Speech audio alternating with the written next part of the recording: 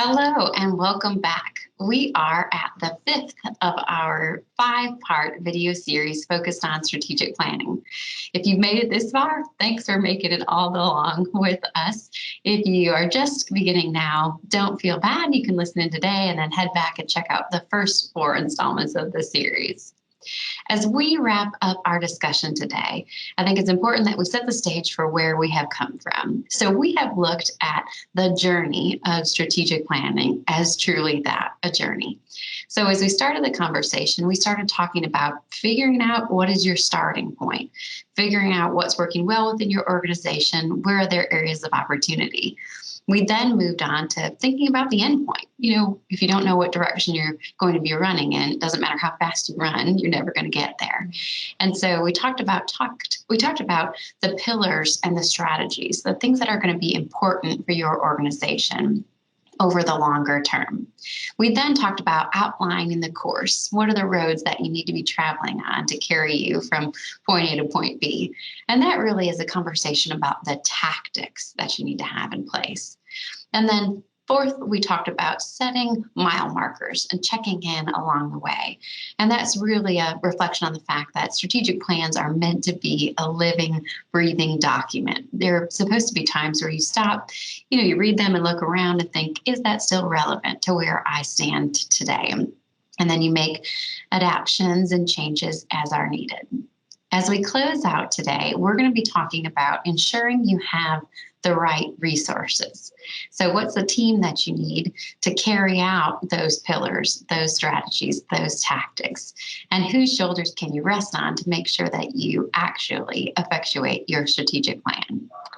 So you'll probably remember in the second video, we talked a little bit about what do teams need and what are their plans for getting from point A to point B, and how do we make sure that the teams are really invested in that vision for the future.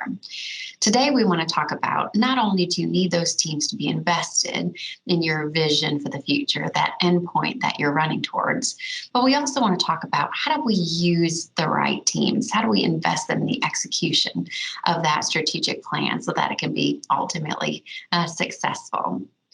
As we talk about ensuring that we have the right teams, that we talk about we have the right people on the teams, I think we have to consider what's an example of a great team, what's a great example of a great team player.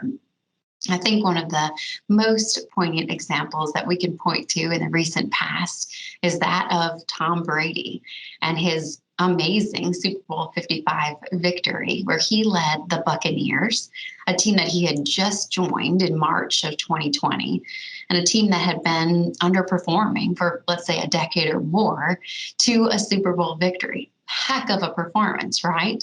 It's an incredible accomplishment for any organization or for any QB, but I think it's particularly impactful when you look at what Tom Brady came to. And I think it's important to realize that Tom Brady's one person, right? He's one man on a team of 60 plus players. And so the Bucs had a great team in place. Tom was added to it, made it an even better team.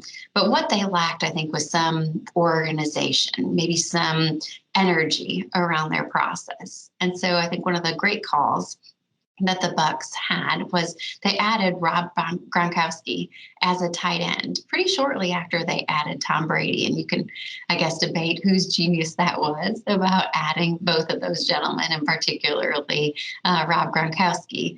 But it turned out to be the right call because the Bucs put the right team players in place that ultimately made them successful. There were certainly some discussions, I think, between Coach Arian and Tom Brady in midseason, and then it really got them on track. And the rest, as they say, is history. I think that points out to having the right team members in place that can drive future success.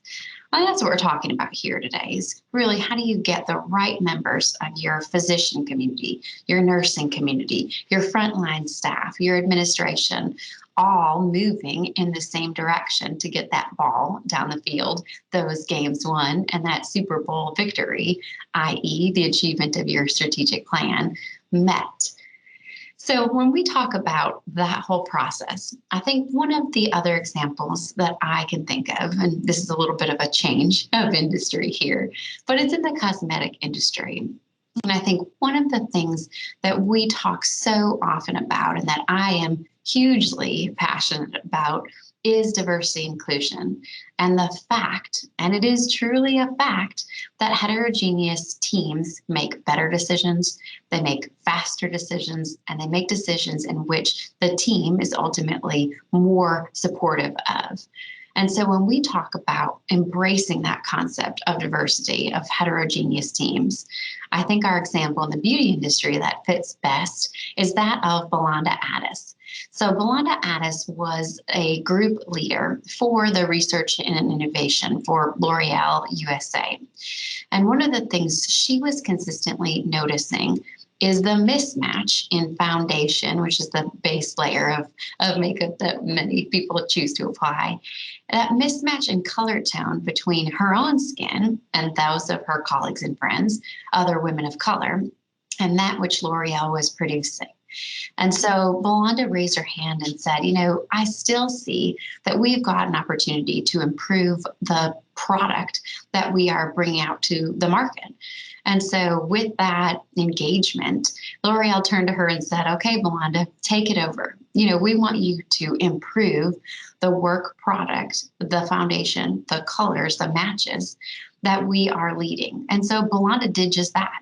She created and now leads the Women of Color Lab. She's improved the match of shades to make them appropriate for women across 57 countries with varied skin tones. The end result was certainly that L'Oreal did better because they had a better product to be able to take to consumers. And I think it really highlights the importance of having a team that's invested, that's engaged in the process, that's willing to take on the challenge, and that also feels an investment in the outcome. And that's what we hope for our organizations. We want people who feel invested in the outcome of our strategic plan, that are invested in the success of our overall organization. And by bringing them to the table and making them part of the execution team, I think we are really ensuring that we have the right resources in place.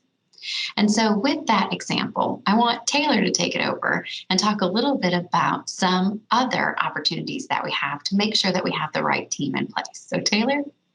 Thanks, Aimee. Yeah, absolutely. I think the examples you just gave are great and really tee up kind of the next part of it, which is to say, we can have the team in place, we can have the strategies in place, we can know the tactics, and then it can just get kind of forgotten as we get into our day-to-day lives. And we've talked a lot about this in these last videos about how do we keep it going? How do we keep it not just from being a strategic plan that we talk about once a year, but really something that's part of our culture?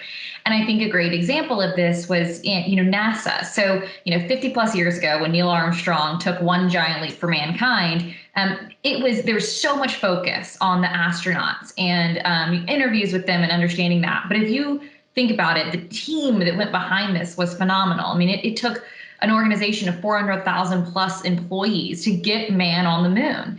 And, there's this story, and it's maybe legend, maybe not, but people talk about it as if it's true. And it's JFK went to go see NASA during that time period and took a tour. And he was there late at night, and a janitor was there. And JFK said to him, what are you doing here so late? And he said, Mr. President, I'm helping put a man on the moon. And I think it's so important here because I think that it's such a great example of that's your vision coming to life in your employees, and that's making it a part of your culture. And when someone from the very top, the president of the United States, asks someone who is, may have a job that people don't think about when they think about all the parts that go into meeting that goal. And he understands that concept of this is what my work is going toward. It's so important. And I think that the neat thing about healthcare and that we get to work on is, and we talk about this even in our company, sometimes we get lost in those goals, but you can take it back to the base of, we're here helping the health of our communities. And you can bring that even down to, the janitors of your organizations and what are the goals that we're trying to meet, and how does every single person in our organization fit into that cultural achievement. And again, I think we see this so often with healthcare, especially how there's been this focus on value recently. I was speaking to a client the other day, or to an advanced practice provider, about their quality metrics that they were getting incentivized on, and that, which means that it was going to be their compensation, which I think is a lot of times where we leave it, and they still had no idea what the quality goals were. And I think that happens a lot. This disconnect between what is administration trying to achieve? What are we trying to achieve for our payers, our community, et cetera? And what do our providers understand, and what are their priorities? And so, I think, again, as we talk about healthcare strategic planning specifically, I think this one is so important. How do we instill it into our culture? How does it become, down to the base level of what we do every day? And how do we really take that to achieve our goals? So again, I think that discussing it openly and honestly, being transparent about the goals, being transparent about how you are in achieving those goals, and really making it important to each and every employee is critical. So, again, I think that as we wrap this up, it's like we kind of talked about in the last video, and like we've talked about today, it has to be taking it from the top and bringing it all the way down. And the last part is that team member. And so again, I think that, like we just said, it can be left at the top so often, instead of being a driver for actual change. And I think that a great example of this is in Amazon. And I honestly, when I was thinking about this video today, I was kind of surprised we haven't talked about Amazon yet, right? Because strategic planning, I mean, this has been an organization that has been extremely successful in carrying out a true vision and a true mission, and is made Jeff Bezos one of the most successful CEOs of his current tenure. And, they have a very clear vision, and it's very broad, but it's very clear, which is to be Earth's most customer-centric company. And that's, again, broad, but they do a good job achieving it. And it goes down into everything they do. They're, fast shipping, their free shipping, their free returns, their wide variety of options. They're just incredible customer service. And a personal example of mine was, I remember one time I had a package in my car from Amazon, and I think it was an electronic. I can't quite remember now, but my car got broken into that night, and the package got stolen, and nothing else got stolen on my car but that package. And I called Amazon and said what had happened, and they said, we'll refund you the cost of the product. Now, they didn't have to trust me. I could have been, doing something, but they had the customer service to do that. And it was, they said, we'll do this one time, et cetera. We're not going to make it a habit for you, but we'll do it one time. Great customer service. And I've always been loyal to Amazon ever since.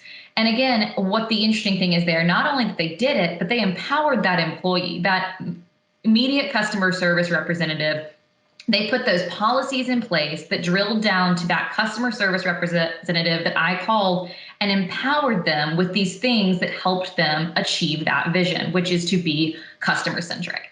And so again, I think that's just a great example of how we can instill it in our culture and really bring it down to our employees. So again, I think that everyone has to work to be successful, and healthcare is no different. If we talk about team-based care and all of these things that are becoming kind of buzzwords in our day-to-day lives in healthcare, but it really is so important, and making sure that our nurses and staff and our patients and our communities are all involved in helping us achieve these goals, which are noble and wonderful goals for our communities and our patients that we serve. I couldn't agree more, Taylor. And I think in addition to investing our people in our process, our strategic planning process and its execution, I think we have to think about how do we continue to provide them feedback, education about the process, about the plan as it stands, as it continues to evolve, et cetera. And so that's the last point I will add for our series, is just making sure that you continue to think about the communication of your strategic plan. Make sure that it's disseminated widely, make sure that people understand it, make sure that they get updates on it, so that beyond just the annual report, right, they understand what progress is being made, and again, what their role is in helping the organization either have reached or continue to work toward reaching each of those tactics, strategies, and pillars, as we've talked about so extensively in this process. I will say again, Thank you for being part of this 5-part series. Taylor and I have really enjoyed putting it together, and we hope that you have enjoyed being a part of it as well. I'd like you to feel free to continue this conversation and, in fact, to really engage with us as we have been able to join you wherever you are. So please connect with us on social media, connect with Coker on social media, add yourself to our newsletter, participate in some of our Coffee with Coker webinars, or listen to our podcasts. And also, don't forget that if you are looking for an outside advisor for help with your strategic planning process, we are definitely here to assist. We have a willingness and certainly a lot of expertise in the area. So whether you sit within a community hospital or an academic medical center or a large for-profit or not-for-profit system, or if you're a medical practice, independent, single specialty or multi-specialty practice, we are here to serve you. You are absolutely core to our business, and we'd love to support you as you go on your own journey of the strategic planning process. So thanks again for joining us.